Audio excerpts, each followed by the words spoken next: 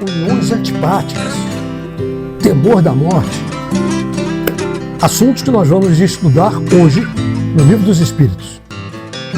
Encontro com Kardec, um momento de estudo da doutrina espírita. Olá, sinta-se bem-vindo ao canal Espírita Fraterno, seu canal de estudo e divulgação espírita. Dando continuidade ao trabalho semanal, hoje apresentamos o Encontro com Kardec número 84, em que nós vamos estudar as questões que tratam sobre uniões antipáticas, afeições antipáticas, no caso, e o temor da morte. Espero que você continue aqui até o final para nos ajudar, inclusive, a entender melhor o que é o Livro dos Espíritos em todos os ensinamentos que ele nos traz. Sempre, não esquece, deixa o joinha, se inscreva no canal, aquela coisa que você já sabe, e evidentemente não esqueça de fazer a sua prece pedindo a bons espíritos que estejam presentes para ajudar nesse nosso trabalho. Vamos agora em frente.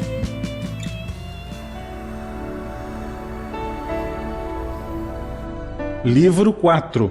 Esperanças e Consolações. Capítulo 1. Penas e gozos terrenos. Uniões antipáticas.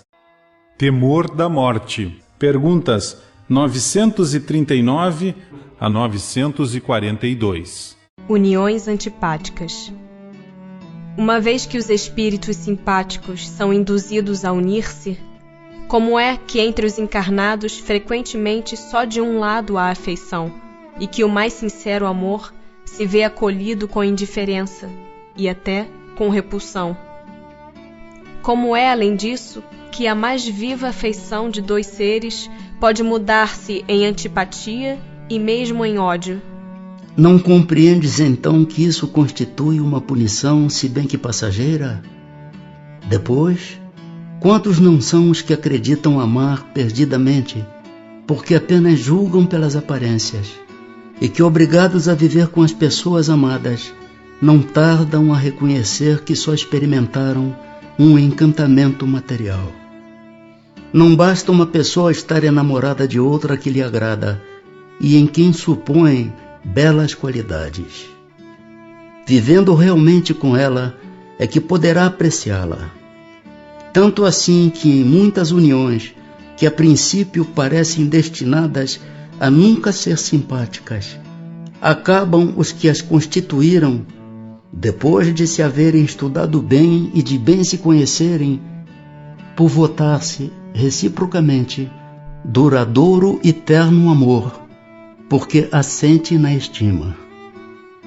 Cumpre não se esqueça de que é o espírito quem ama e não o corpo, de sorte que, dissipada a ilusão material, o espírito vê a realidade. Duas espécies há de afeição, a do corpo e a da alma, acontecendo com frequência tomar-se uma pela outra. Quando pura e simpática, a afeição da alma é duradoura, efêmera a do corpo. Daí vem que muitas vezes os que julgavam amar-se com eterno amor passam a odiar-se desde que a ilusão se desfaça.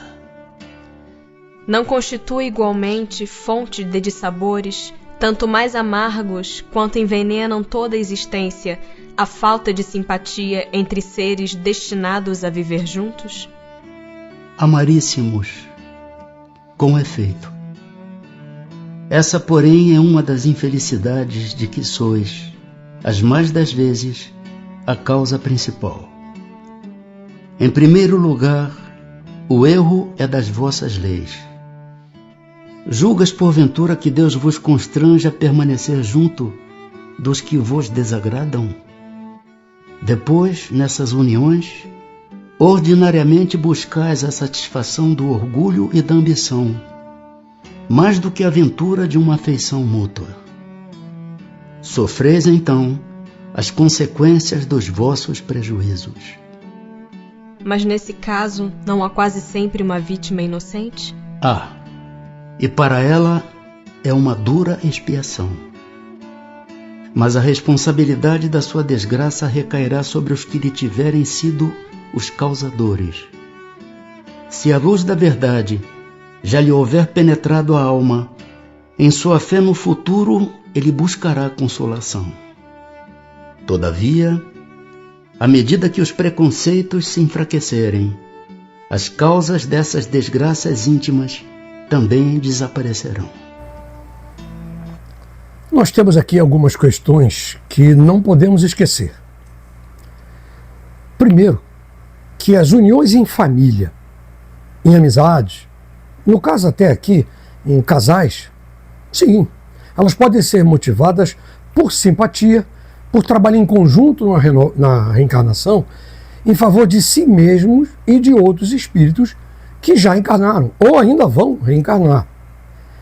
Mas também ocorrem como uma forma de prova para a superação de dificuldades entre espíritos que se desentenderam em outras vidas e, no caso, se propõem, dessa vez, em reencarnar juntos para superar as dificuldades, mas não conseguem e continuam a se desentender. Por outro lado, muitos casos destes começam com antipatia mútua e se tornam grandes amizades e grandes relacionamentos pessoais. Eu mesmo tenho um caso desse na minha vida com esse perfil. Eu, na adolescência, eu e um outro rapaz, não nos aturávamos e chegamos até a nos desentender fisicamente num jogo de futebol. Mas depois de alguns meses, começando a ter mais contato e motivados até por outros amigos, acreditem, passou a ser um dos 3 melhores amigos da minha vida toda. Hoje até já desencarnou. Realmente a gente se apaixona por uma pessoa e depois que passa a conviver com ela, é que realmente vê como ela é. E muitas vezes se decepciona. Até no trabalho, você imagina um relacionamento profissional de uma forma, mas quando convive no dia a dia, muitas vezes vê que aquela pessoa não tem o perfil que você achava que ela tinha. Só convivendo mesmo. Não tem outra forma. Outro detalhe é que não podemos esquecer que o Livro dos Espíritos foi lançado em 1857, numa época extremamente machista. As mulheres eram consideradas verdadeiras máquinas de fazer filhos, sem nenhum direito. Aliás, até recentemente, lá pelos anos 70, uma mulher separada era totalmente marginalizada. Isso além de outras situações, E tinha que aguentar amantes do marido, coisas desse tipo, sem reclamar. E assim, os relacionamentos tinham que ser considerados eternos, indissolúveis. Tipo, o que Deus uniu, o homem não separe. Sabe como é? É claro que eu estou me referindo a situações insustentáveis e não a libertinagem, Nós não podemos confundir isso. Então, se não há mais condições de convivência, é melhor, até para o bem dos filhos, que se separem. Depois cada um que arque com as consequências espirituais e materiais dessa decisão que tomou. Entra aí o livre-arbítrio.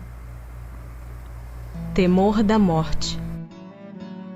Para muitas pessoas, o temor da morte é uma causa de perplexidade. De onde lhes vem esse temor, tendo elas diante de si o futuro? Falece-lhes fundamento para semelhante temor. Mas que queres? Se procuram persuadi-las, quando crianças, de que há um inferno e um paraíso, e que mais certo é irem para o inferno, visto que também lhes disseram que o que está na natureza constitui pecado mortal para a alma? Sucede então que, tornadas adultas, essas pessoas, se algum juízo têm, não podem admitir tal coisa e se fazem ateias ou materialistas. São assim levadas a crer que, além da vida presente, nada mais há. Quanto aos que persistiram nas suas crenças da infância, esses temem aquele fogo eterno que os queimará sem os consumir. Ao justo nenhum temor inspira a morte, porque com a fé tem ele a certeza do futuro. A esperança fala o contar com uma vida melhor, e a caridade, a cuja lei obedece, lhe dá a segurança de que no mundo para onde terá de ir, nenhum ser encontrará cujo olhar lhe seja de temer. O homem carnal, mais preso à vida corporal do que à vida espiritual, tem na terra penas e gozos materiais, Sua felicidade consiste na satisfação fugaz de todos os seus desejos. Sua alma, constantemente preocupada e angustiada pelas vicissitudes da vida, mantém-se num estado de ansiedade e de tortura perpétuas. A morte o assusta, porque ele duvida do futuro e porque tem de deixar no mundo todas as suas afeições e esperanças. O homem moral, que se colocou acima das necessidades artificiais criadas pelas paixões, experimenta, já nesse mundo, prazeres que o homem material desconhece. A moderação dos desejos dá ao seu espírito calma e serenidade. Feliz pelo bem que faz, não há decepções para ele, e as contrariedades deslizam sobre sua alma sem lhe deixarem nenhuma impressão dolorosa. Pessoas não haverá que achem um tanto banais esses conselhos para ser-se feliz na terra? Que neles vejam o que chamam lugares comuns, sediças verdades? E que digam que, afinal, o segredo para ser-se feliz consiste em saber cada um suportar a sua desgraça? Há as que dizem isso e em grande número. Mas muitas pessoas se parecem com certos doentes a quem o médico prescreve a dieta. Desejariam curar-se sem remédios e continuando a apanhar indigestões. Eu tenho dito isto com muita insistência, dito aqui em outros encontros, inclusive, nos últimos até, sobre a questão de como as pessoas têm medo da morte. É natural que a gente tenha um instinto de conservação, claro que sim, mas daí a ter pavor da morte, há uma grande diferença. Isso acontece porque nós não temos e não tivemos uma educação que proporcione esse tipo de conhecimento do além. Imagine, nós fomos criados numa base religiosa que nos indica que nós já nascemos com o pecado original, porque Adão e Eva não deveriam ter feito sexo. Caramba, se não houver sexo, alguém pode nascer aqui na Terra? Então como pode ser pecado? Mas nós fomos criados como pecadores, já com a passagem comprada para o inferno.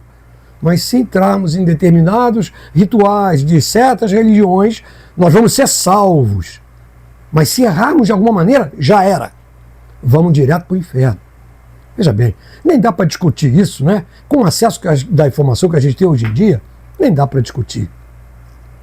E também tem a questão de que se a pessoa acha que não tem nada depois dessa vida, realmente vai ficar apavorada diante da morte, né? Claro. Ela não tem esperança nenhuma de se corrigir. Ela não tem esperança de nada, de resgatar alguma coisa que possa ter feito de errado. Fica difícil, né? Claro.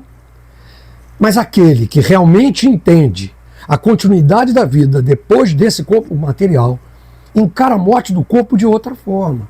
É natural que tenha receio da dor, até da morte. Mas se tem fé numa vida futura fora do corpo, terá o sentimento de ter desperdiçado uma boa oportunidade, mas tenha certeza de que de alguma forma, em algum momento, vai poder recomeçar. E aí sim vai ter a chance de se redimir das suas faltas e continuar caminhando na direção do progresso moral do espírito e principalmente no caminho de Deus. Pense nisso.